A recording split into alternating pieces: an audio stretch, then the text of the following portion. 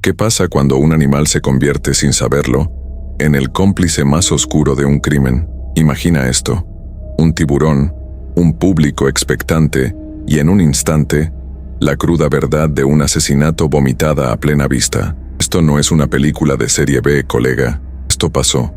En el bullicioso Sydney, un acuario preparaba la estrella de su nueva exhibición, un majestuoso tiburón tigre. Nadie podía imaginar que este depredador del océano se convertiría en el testigo más insólito de un asesinato. Días después de su captura, frente a una multitud horrorizada, el tiburón regurgitó un brazo humano. El pánico fue total, pero lo verdaderamente escalofriante llegó después. El brazo no tenía marcas de mordeduras, había sido cortado con una precisión quirúrgica y portaba un tatuaje. El tiburón no mató al hombre, simplemente se comió la evidencia de un crimen brutal. Y aquí, en la oscuridad, empieza nuestra historia. Si eres de los que les flipan los misterios que te dejan acojonado, suscríbete para no perderte ni un solo detalle de esta investigación. Y ojo, coméntanos aquí abajo de qué país nos estás siguiendo. Nos encanta saber hasta dónde llegan nuestros enigmas. El sol de justicia de Sydney se abría paso entre la cúpula de cristal del acuario, dibujando patrones danzantes en las aguas turquesas del tanque principal. Era un día de esos que te derriten.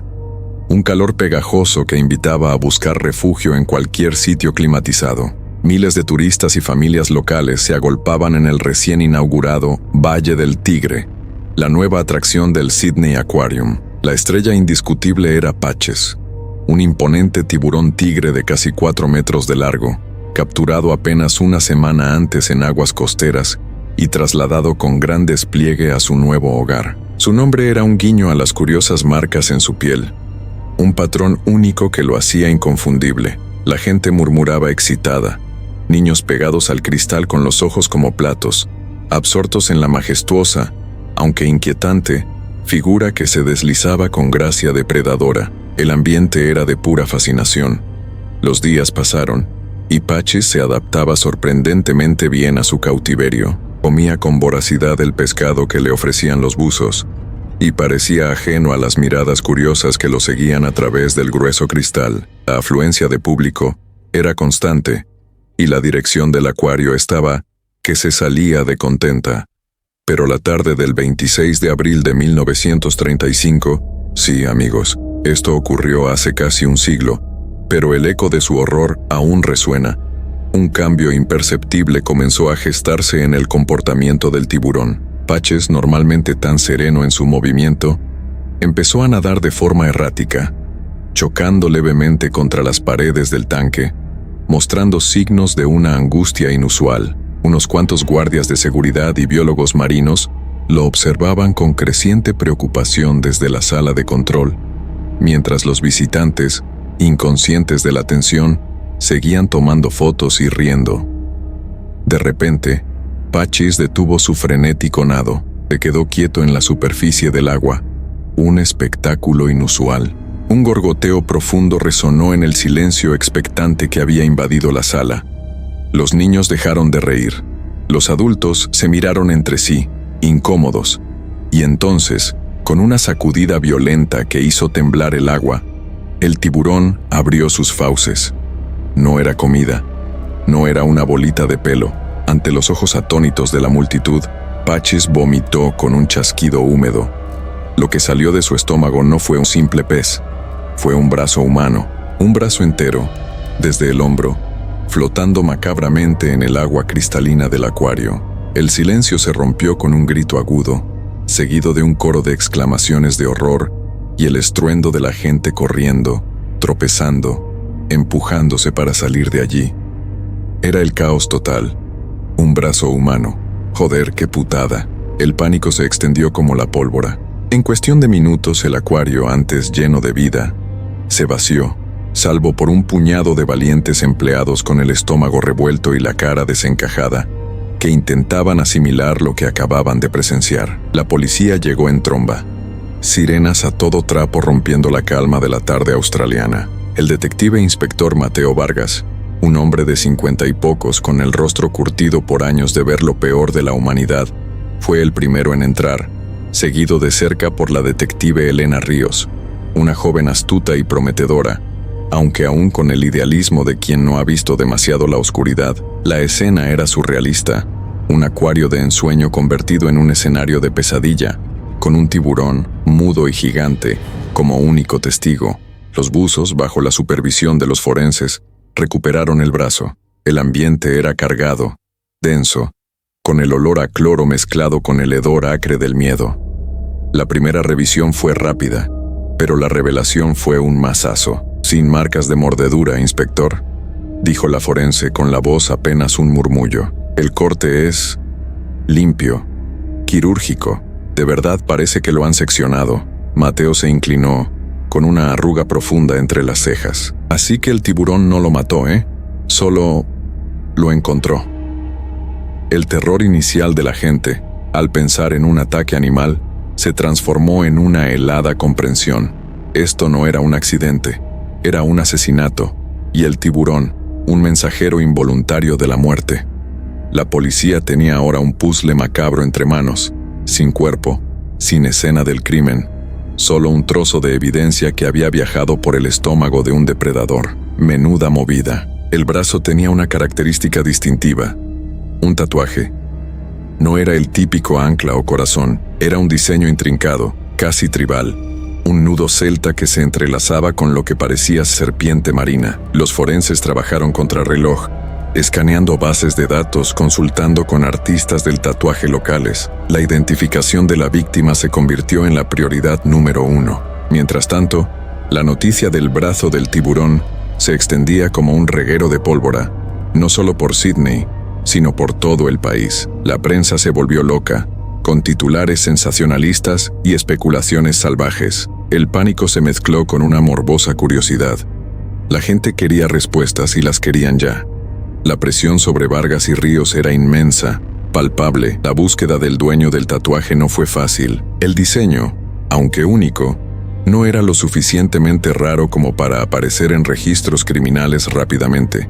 Elena se pasó noches enteras revisando archivos de tatuadores, foros clandestinos y hasta grupos de moteros que a menudo llevaban simbología similar. La cafeína era su mejor amiga. Mateo, por su parte, se centró en la logística del tiburón. ¿Dónde fue capturado? ¿Hubo algún incidente extraño en esa zona? La zona de captura fue una bahía tranquila al sur de Sydney, no conocida por incidentes violentos, pero sí por ser un punto de encuentro para barcos de pesca y algunas embarcaciones de recreo. No había mucho que rascar, pero había que revisar cada hilo. Al cabo de unos días de trabajo incansable, Elena tuvo un chute de adrenalina. Encontró una coincidencia, no en un registro policial, sino en un viejo álbum de fotos de un pequeño estudio de tatuajes en un barrio portuario. El tatuador, un anciano con manos temblorosas y una memoria prodigiosa para sus obras, reconoció el diseño al instante. «Así, ese es un diseño que hice para Jake Harrison, un chico peculiar. Le gustaban los riesgos. Jake Harrison». El nombre sonaba a nada para los detectives, pero era el primer hilo real. Jake, de 30 y tantos, con un historial de pequeños trapicheos, apuestas ilegales y una fama de ser un bala perdida, pero sin antecedentes de violencia grave, había desaparecido unos días antes de que Patches vomitara el brazo. Su madre, una mujer agotada por años de preocupaciones, reportó su desaparición, pero la policía la había catalogado como fuga voluntaria, típica de un tipo como Jake.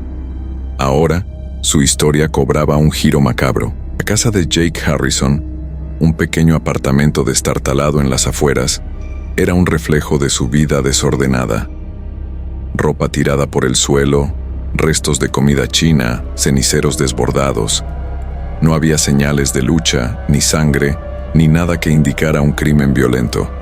El asesinato no había ocurrido allí.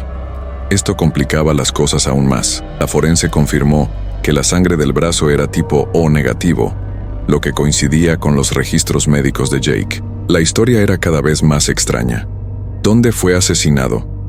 ¿Y cómo terminó un brazo cortado quirúrgicamente en el estómago de un tiburón? La prensa ya había bautizado el caso como el misterio del brazo del tiburón, y la expectación era inmensa. Las entrevistas con los conocidos de Jake pintaron un cuadro de un hombre que se metía en berenjenales a menudo, debía dinero a varias personas, tenía roces con algunos grupos de poca monta en el hampa local, y era conocido por su afición a las apuestas de caballos y al póker clandestino.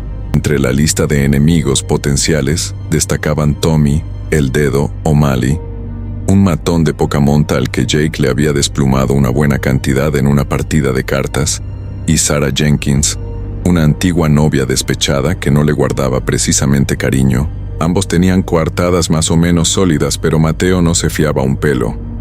Las coartadas se desmoronan a veces. Los detectives revisaron cada uno de los contactos de Jake, cada lugar que frecuentaba, intentando encontrar un patrón, una conexión que les diera una dirección. El aspecto quirúrgico del corte era lo que más les rayaba a los detectives. No era el trabajo de un carnicero. Era limpio, preciso, sugería conocimiento de anatomía. Elena, con su mente analítica, empezó a investigar a personas con experiencia médica o quirúrgica que pudieran haber tenido contacto con Jake. La lista era larga y disparatada, desde un exmédico militar con problemas de alcoholismo hasta un veterinario que había perdido su licencia por mala praxis. La pista se desdoblaba en 1000 direcciones. Mateo, más pragmático, pensaba que era una distracción. Un tío que se dedica a las chapuzas puede conseguir una sierra y hacer un corte limpio si tiene la sangre fría, Elena. No tiene por qué ser un cirujano. El que cortó ese brazo es un asesino, no un doctor. Mientras tanto, la presión mediática seguía aumentando. El acuario se había convertido en un lugar de peregrinación morbosa, con la gente intentando vislumbrar al infame Patches. La dirección, en un intento por desviar la atención, anunció que el tiburón sería liberado en aguas profundas, lejos de la costa, en una semana. Elena sentía que el tiempo se les echaba encima. La ausencia del resto del cuerpo de Jake era un peso enorme. Sin él, la investigación se sentía incompleta, como un barco sin timón. No había escena del crimen, no había arma, solo un brazo y un misterio gigantesco. Un día, mientras Mateo repasaba el informe de los últimos movimientos conocidos de Jake, se topó con un detalle que había pasado desapercibido. Jake había alquilado un pequeño bote de pesca, el Sea Serpent, 2 días antes de su desaparición. Era una embarcación modesta, usada para excursiones de pesca recreativa. La empresa de alquiler informó que Jake nunca lo devolvió. La policía lanzó una búsqueda en la zona donde Patches fue capturado. Horas después encontraron el Sea Serpent varado en una cala remota, a varios kilómetros de donde el tiburón había sido capturado. El barco estaba vacío, pero los forenses encontraron algo: manchas diminutas de sangre, coincidentes con el grupo O negativo de Jake, y restos de un sedante potente. El asesinato había ocurrido en el barco. El cuerpo había sido desmembrado y arrojado al mar. Joder, qué barbaridad. El tiburón, simplemente, se había topado con uno de los restos. El Sea Serpent se convirtió en la verdadera escena del crimen. Los forenses trabajaron meticulosamente, recuperando cada pequeña pieza de evidencia. Encontraron una fibra textil inusual, un tipo de hilo que no se usaba comúnmente en la ropa de calle. También detectaron trazas de un limpiador industrial muy específico, utilizado para eliminar manchas difíciles en entornos marinos. Estas 2 pistas, aparentemente insignificantes, se convirtieron en el foco de la investigación. Elena se obsesionó con la fibra. No dejaba de darle vueltas a la cabeza. ¿De dónde venía? ¿Era de la ropa del asesino? La fibra llevó a Elena a un sastre de alta costura en el corazón de Sydney, un lugar frecuentado por la élite y por aquellos que se preocupaban por su imagen. El sastre, un hombre meticuloso llamado Arthur Thompson, tenía un taller impecable y una reputación intachable. Cuando Elena le mostró la muestra de fibra, Thompson dudó. Este hilo lo uso para forrar algunos trajes de mis clientes más exclusivos. Es muy particular, viene de Italia. Jake Harrison no era precisamente un cliente de alta costura, pero Thompson admitió que Jake, en ocasiones, venía con algunos de los clientes para los que hacía recados. El sastre era evasivo. Sus ojos esquivaban la mirada de Elena. Algo no cuadraba. Elena tuvo la sensación de que Thompson sabía más de lo que decía. La vigilancia a Arthur Thompson comenzó. Los detectives descubrieron que Thompson, a pesar de su reputación de hombre de negocios pulcro, tenía reuniones nocturnas discretas en un muelle abandonado, y en una de esas noches vieron a Thompson encontrarse con un hombre demacrado, de unos 60 años, con la mirada perdida y las manos temblorosas. Elena lo reconoció de los archivos, Dr. Alistair Finch, un cirujano brillante, sí, pero que había perdido su licencia hace años por negligencia médica grave y una adicción al juego que lo había llevado a la ruina. Finch, el cirujano, con problemas económicos y una historia de mal juicio. La pieza quirúrgica del puzzle encajaba. La historia de Finch y Thompson empezó a desenmascararse. Jake Harrison, con su olfato para el dinero fácil y su falta de escrúpulos, había descubierto que Thompson, bajo su fachada desastre de alta sociedad, dirigía una red de tráfico de órganos ilegales en colaboración con el Dr. Finch, quien realizaba las operaciones clandestinamente. Jake había estado extorsionando a Thompson, amenazando con revelar su negocio turbio si no le pagaba una suma considerable. La fibra encontrada en el barco era de un traje de Finch que Thompson le había cosido. El limpiador industrial era el que usaban para desinfectar el quirófano improvisado en el barco después de cada operación. Jake había sido una amenaza, un cabo suelto que saboteaba su lucrativa y macabra operación. ¡Qué gente más despreciable! El motivo era claro: eliminar a Jake para silenciarlo y proteger su red. El brazo cortado quirúrgicamente no era solo una forma de deshacerse del cuerpo, sino también una demostración de poder, una firma escalofriante de Finch. Los restos de Jake fueron desmembrados y arrojados al mar para borrar todas las huellas, para que nadie pudiera identificar el cuerpo y llegar a ellos, pero se equivocaron. Un tiburón se convirtió en el eslabón inesperado. Elena sintió un escalofrío que no tenía nada que ver con el frío del aire acondicionado de la oficina. La maldad humana podía ser más fría y calculadora que cualquier depredador del océano.